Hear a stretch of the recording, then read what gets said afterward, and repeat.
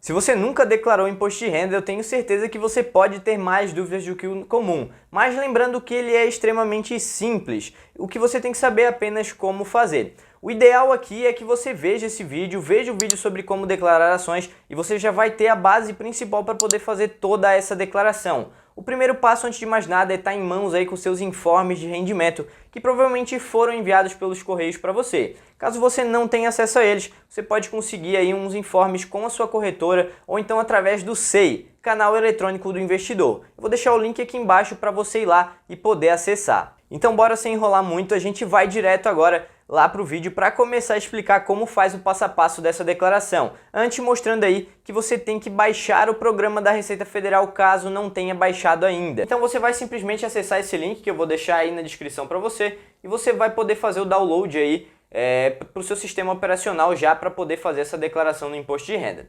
E agora a gente vai direto aqui para o programa da Receita Federal. Depois que você fizer a sua entrada aqui com seus dados, você não pode esquecer de preencher aí a identificação do contribuinte, que são seus dados básicos, então esse é o seu primeiro passo. A partir do momento que você preenche tudo que tem aqui, você já consegue aí começar a fazer sua declaração. Lembrando sempre de deixar marcado a declaração de ajuste anual original. Se você quiser mais detalhes, vai no vídeo sobre como declarar ações, que vai ter algumas informações a mais para você. O primeiro passo de todos é declarar as cotas que você tinha em posse em 31 de dezembro de 2020. Então você vai ter que verificar aí nos seus informes de rendimento quais dessas cotas você tinha nessa data. E a gente vai registrar isso nos bens e direitos. Então vamos lá para o programa. Aqui dentro do programa da Receita Federal, vamos acessar aqui a guia Bens e Direitos, vamos clicar em Novo. E para cadastrar o seu fundo imobiliário, você vai usar o código 73. Então, com esse código, você consegue fazer a declaração. O que você precisa? Você precisa do CNPJ desse fundo e de uma descrição informando alguns detalhes. Eu vou estar deixando uma planilha aí para vocês na descrição, que ela pode ajudar caso você ache que ela vai facilitar, mas o que eu recomendo é que você anote todos os dados desses fundos que você tem que cadastrar ali no programa da Receita antes, porque senão você vai ter que ficar buscando esses dados vez após vez e isso pode te trazer um pouco de desconforto aí na hora de fazer. Então, por exemplo, eu vou pegar aqui o exemplo do BCFF11. O que acontece? Eu colocando todos esses dados, ele já vai gerar para mim nessa planilha essa descrição, essa discriminação que você tem ali. Então você pode simplesmente vir e copiar essa discriminação e colar lá dentro do programa da Receita Federal. Então o que acontece é que você já tem aqui os dados para você conseguir fazer sem ter que ficar digitando essa descrição para cada um desses ativos. Então o que a gente vai fazer é pegar o CNPJ. Então com esse CNPJ a gente vai lançar ele aqui dentro também e pronto, você tem todos os dados aqui para você fazer essa declaração desse fundo. Lembrando, a situação em 31/12/2020 vai representar o seu custo total naquele final de ano. E como eu chego nesse custo total? Você vai pegar o seu custo que você teve para adquirir, né? Isso pode ser o preço médio mais as taxas que você pagou para comprar essas ações, vezes a quantidade que você tinha lá no período. Então eu vou simplesmente lançar aqui 2931 e caso você tenha ou já tinha esse fundo no ano anterior, você vai lançar esse valor aqui. Se você começou a investir direto em 2020 ou não tinha esse fundo lá, você simplesmente vai dar um OK. E você vai repetir isso para todos os fundos que você tiver.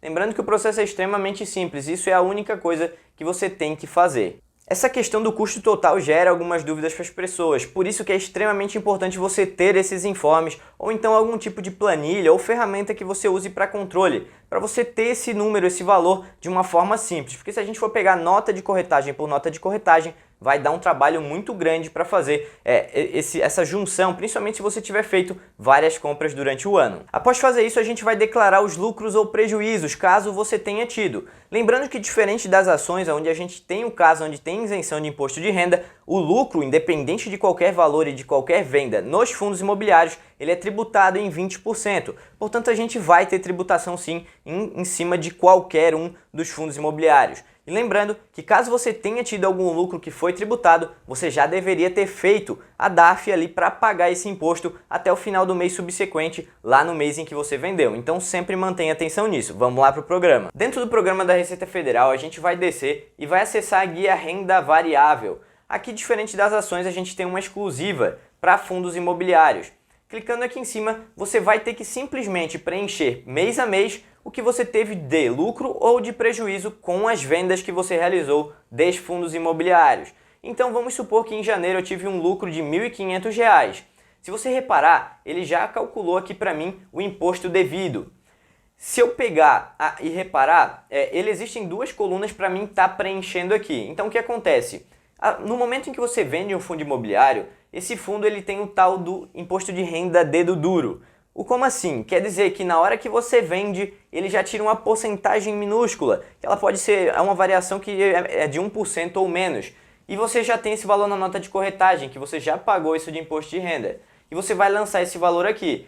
Deduzindo o imposto, ele vai calcular qual o imposto a pagar. Nesse caso, lembrando, você já deveria ter pago lá em janeiro de 2020, até o final de fevereiro você já deveria ter feito esse pagamento. E você vai preencher aqui o imposto pago. Ah, mas e se eu tive prejuízo? Um exemplo aqui, em fevereiro, após eu ter tido aquele lucro, eu tive um prejuízo de R$ 1.000, eu lancei ele aqui. Se você reparar, ele não tem nada a pagar, obviamente, porém, eu tive um prejuízo a compensar. E como assim um prejuízo a compensar? Quer dizer que caso você venha ter um lucro no futuro, você pode usar isso para bater. E aqui eu fiz um exemplo. Eu voltei em agosto como se eu tivesse tido um lucro aqui. Você pode botar, por exemplo, R$ 2.500, o lucro que você teve. Você vai ver que ele teve um resultado aqui para compensar e ele tributou somente em cima do 1.500, ou seja, o lucro desse mês com o prejuízo que eu tive lá em fevereiro. Você vai fazer isso para todos os meses, lembrando de anotar o imposto que você pagou e o dedo duro também. E é simplesmente assim, diferente das ações, como eu disse, aqui ele é tributável. Ou você tem o tributo e você pagou, ou você teve um prejuízo e você vai lançar eles independente da forma que for lançar, juntamente aqui nessa guia. E no caso dos fundos imobiliários, a gente tem os rendimentos, ou seja, aquela renda mensal que eles pagam pra gente. E você vai lançar isso, a somatória do que você recebeu no ano inteiro, que eu vou explicar para você. Vamos lá para o programa agora da Receita. Dentro do programa da Receita Federal, a gente vai acessar aqui os rendimentos isentos e não tributáveis, justamente porque esses rendimentos eles têm a isenção e você não precisa estar pagando. Eu vou clicar em novo. Em tipos de rendimento, a gente vai lançar ele como outros, porque não tem um específico para o rendimento de fundo imobiliário. O que a gente vai fazer aqui aqui a gente tem uma situação que ela é um pouco diferente. E aqui eu quero explicar o porquê que a situação é diferente. O que acontece é que quando a gente fala de fundos imobiliários, a gente tem aqui o CNPJ ou CPF da fonte pagadora e o nome da fonte pagadora. Dentro dos fundos imobiliários, na maioria dos casos, não é o fundo imobiliário que faz o pagamento desses juros, e sim a administradora do fundo. E obviamente isso viria discriminado nesse informe de rendimento que você receberia pelos correios.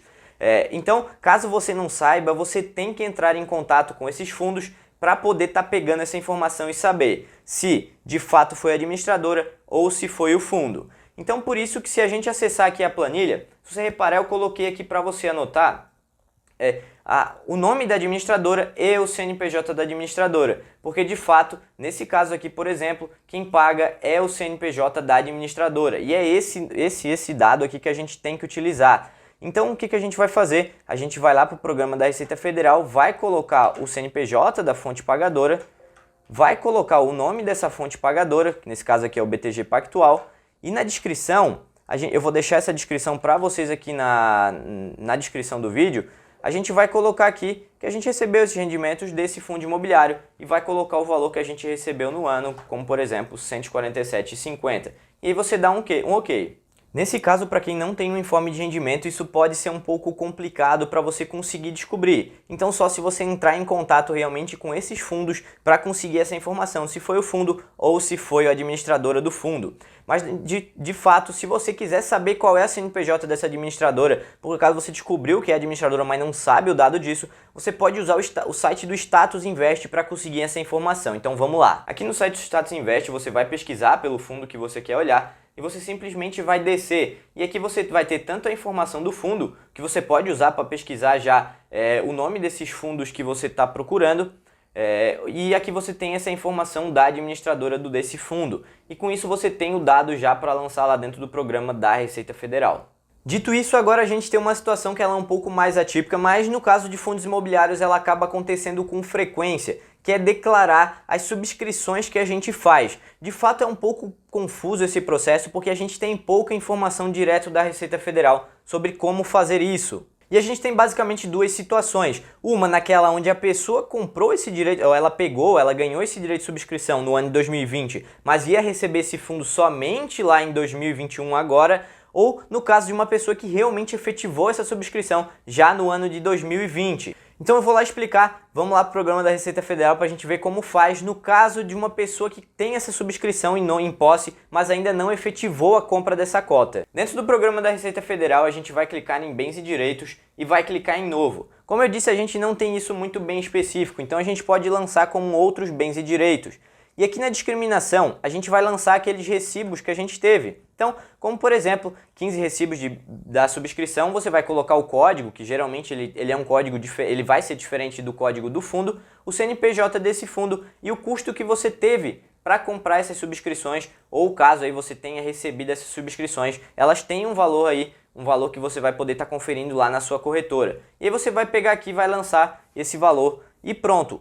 Você faz simplesmente isso, você vai dar o OK, vai salvar e você já declarou que você tem esse direito de receber essas subscrições. Agora, no caso de você ter realmente efetivado a compra dessa subscrição, o processo ele é extremamente simples. Você vai pegar o preço médio, o custo total que você tinha das suas cotas normais e simplesmente vai juntar, como se você tivesse feito uma nova compra, aquele custo total que você teve para efetivar essa subscrição. Geralmente esse valor ele pode estar na hora ali um pouquinho maior ou, na maioria dos casos, um pouquinho menor que o valor que está sendo vendido. Mas você vai ter um valor. Então, supondo que você efetivou aí 10 cotas a R$115, você vai pegar essas 10 vezes 115, com os custos ali, se você teve mais algum, e vai simplesmente somar e fazer ali aquela média, o preço médio, com as cotas que você já tinha. É simplesmente isso. A partir do momento que efetivou, ela vira como se fosse uma compra normal para virar o seu preço médio. Se você não efetivou, você lança ela como um direito de subscrição que você vai receber.